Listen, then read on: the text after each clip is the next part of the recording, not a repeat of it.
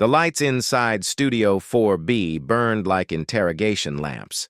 Not the warm, forgiving glow of late-night comfort, but sharp, clinical beams that dissected everything on stage. Jimmy Kimmel leaned back in his chair, his grin rehearsed but still charming to the untrained eye. The band had just wrapped up its jazzy transition. Applause signs flashed like gunfire, and 1,000 claps echoed hollow through the crowd.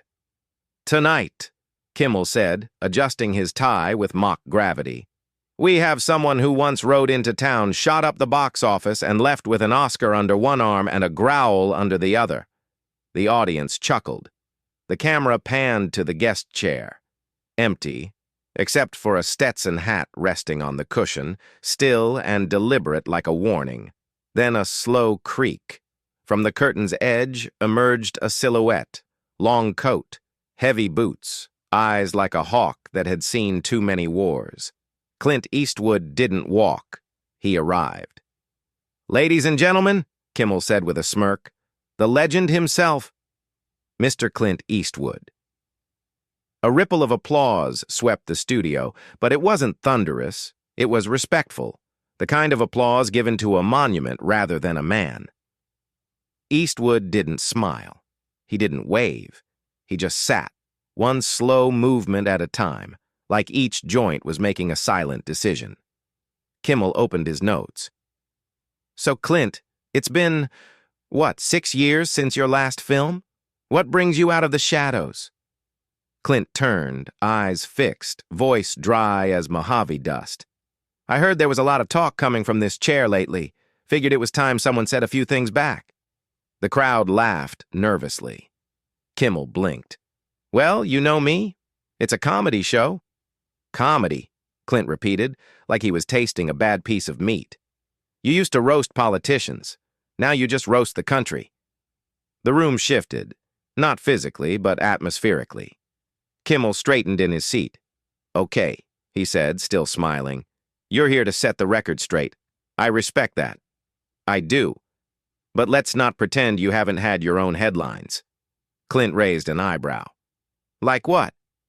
"Well," Kimmel said, flipping a card, "a few months ago you told American Sentinel that men today are more worried about their pronouns than their honor." That stirred a bit of a hornet's nest. Clint didn't flinch. "That nest was already stirring, I just kicked it." Murmurs rolled through the audience. Some clapped, others didn't. Kimmel leaned in. "You think there's no place for progress? No room to change with the times?" "I think there's a difference," Clint said, "between moving forward and falling apart." The applause sign didn't light up, but a few hands clapped anyway, awkward, hesitant, half-committed. Kimmel crossed his arms, his grin gone. "You're saying this generation's broken?" Clint looked around, letting the silence do half the talking. "I'm saying too many people think freedom means yelling louder than the next guy. I remember when silence used to say more than 1,000 tweets." A long beat. Even the band held their breath. "You know," Kimmel said, almost playful now, "I always wondered what would happen if I got a cowboy on this stage. I guess now I know. You'd shoot the punchlines and bury the laughter." "Or maybe," Clint said, "I'm just here to remind folks that truth doesn't need a laugh track." The room buzzed with energy, not chaos, tension. Like two philosophies had stepped into a ring, and neither wanted to throw the first real punch. Kimmel looked at the camera, then back at Clint. "We'll be right back," he said, but the words felt forced. The music cue didn't come fast enough, and the crowd didn't know whether to clap or stay quiet, because something bigger than entertainment was starting to brew, and the cowboy hadn't even stood up yet. The commercial break ended, but no one in the studio truly relaxed. Even the band's jazz was tentative, like it didn't want to interrupt whatever had just begun. Jimmy Kimmel's smile returned as the cameras blinked back on, but now it felt like a defense mechanism, a shield of irony against something raw. "Welcome back," he said, voice smooth but slightly tight. "We're here with Clint Eastwood." Hollywood icon, director, and now, apparently, philosopher of the American soul. Clint gave no reaction. He simply looked ahead, eyes unwavering, like he was staring at something far beyond the studio walls. Kimmel tried again. You talk a lot about the old ways, Clint, but the country's not the same. We've evolved, haven't we? Eastwood's jaw clenched. Evolved into what? A nation where feelings outrank facts, where satire replaced sincerity. The audience shifted in their seats. Some leaned forward, others leaned back, but no one looked away. Kimmel flipped a card but didn't read from it. You know, when I make jokes about politics, about culture, it's not because I hate this country, it's because I care about it. And I don't? Clint shot back.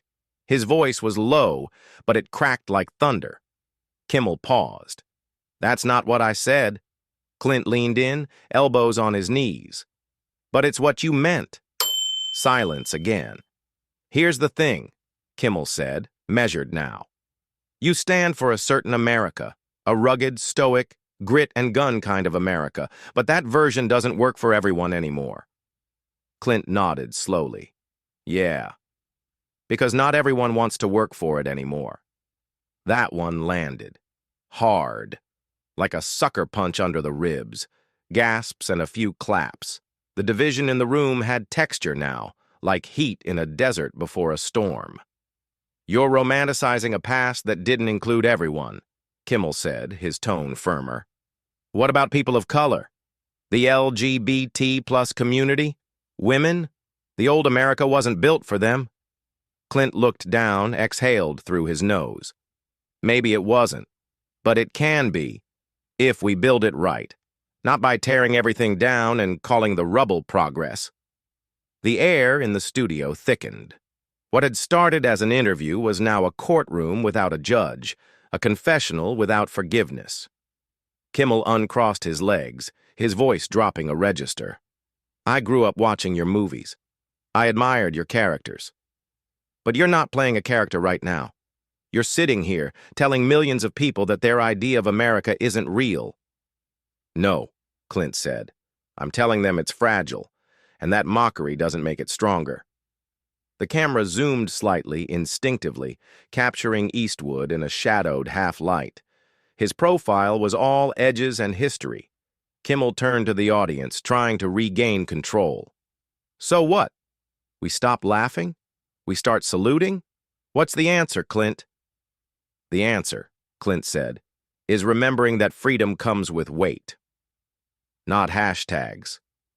The audience went silent again. It wasn't applause he earned. It was reverence, or discomfort, or both. Kimmel finally chuckled, dry, unsure. You're a tough crowd, Clint. Clint cracked a hint of a smile, just a flicker. You ain't seen tough. And then, the camera froze on that moment. 2 men, 2 generations, 2 Americas. No punchline. Just a standstill that felt louder than any laugh could ever be. The next segment was supposed to be a light-hearted game. Who said it? Eastwood or Dirty Harry? But the cue cards remained untouched, gathering dust like old scripts from an abandoned scene. Jimmy Kimmel tapped his pen against the desk. You know, Clint, I brought you on because I admire your work, but I didn't expect to be debated like I'm a kid trying to pass civics class. Clint nodded. Maybe more people should be. A ripple of uneasy laughter passed through the audience. The band didn't even try a fill this time. This was no longer entertainment. This was confrontation, with the polish of primetime gloss and the rawness of a saloon standoff. Kimmel tried to shift. Okay, let's lighten it up. You once said, political correctness is killing us. That's a hell of a quote. Clint didn't blink. Still true. But isn't some of it just decency? Clint's voice dropped to a gravelly whisper. Decency is earned. Political correctness is performed. The words hung like smoke. The crowd wasn't sure whether to applaud or recoil. Jimmy leaned forward, eyes narrowing. So what? People should just say whatever the hell they want and damn the consequences? People used to say what they meant, Clint replied. Now they say what they're told will keep them safe, from a mob, from a headline, from cancellation. That word, cancellation, it buzzed like a live wire through the room. Kimmel scoffed. Come on, you're Clint Eastwood. No one can cancel you. Clint smirked. That's not the point. It's not about me. It's about a culture where a kid makes one mistake online and loses his future, while the people judging him hide behind anonymous profiles and hashtags. The crowd stirred. Some nodded, others frowned, but no one looked away. Kimmel adjusted in his chair, voice hardening. And yet, you're still a multimillionaire sitting here lecturing people on grit and consequences. Isn't that a little rich? Clint met his eyes.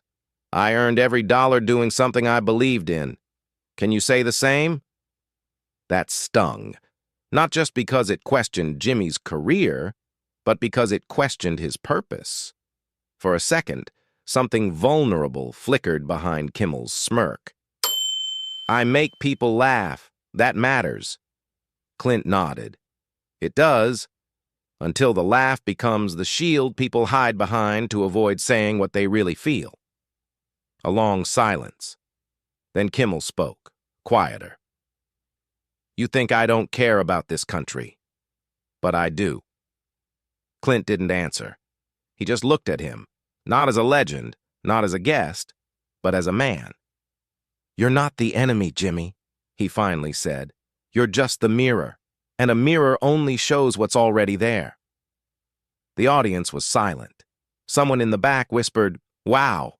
Another clapped, nervously, alone. The stage lights dimmed slightly as the director motioned toward another break, but Clint raised a hand. Number no break. Kimmel blinked. What? We finish this, now. And just like that, the control room went still. A rare moment in television, unscripted, unfiltered, and unstoppable. Kimmel stared back at him, realizing something. This wasn't a guest interview anymore. This was a reckoning. The lights were blinding. The audience, once tentative, now sat at the edge of their seats. The show had already gone past the typical 30-minute segment, but no one moved. No one dared. Jimmy Kimmel shifted in his chair, his earlier bravado stripped away. The humor he always wielded like a shield had melted, leaving him raw. Clint's gaze, unwavering, had a way of disarming everything in its path, especially in a place like this, where every move was a spectacle, every word was an exchange of power. I thought this was supposed to be a comedy show, Jimmy muttered, though there was no humor in his voice now. Clint gave a slight smirk, but his eyes remained steady. The truth's a lot funnier than people give it credit for, Jimmy, but it doesn't make you feel good, does it? Jimmy let out a sharp breath. Number. It doesn't. He paused. But that's not the job. The job is to make people laugh, not tell them everything they're doing wrong. Clint nodded slowly, his deep voice cutting through the tension. And who's doing that job then?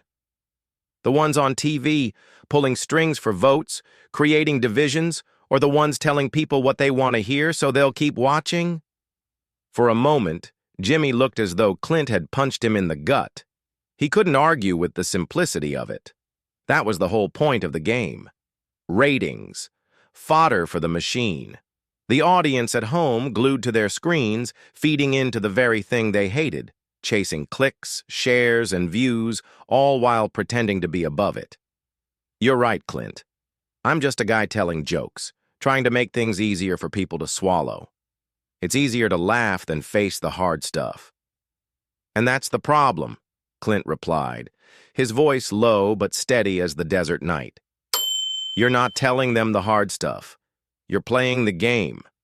And that's what keeps everyone in check, keeps them all docile. Kimmel's fingers twitched around the pen on his desk, like he was itching for control, but Clint wasn't done yet. The words were coming now, uninterrupted.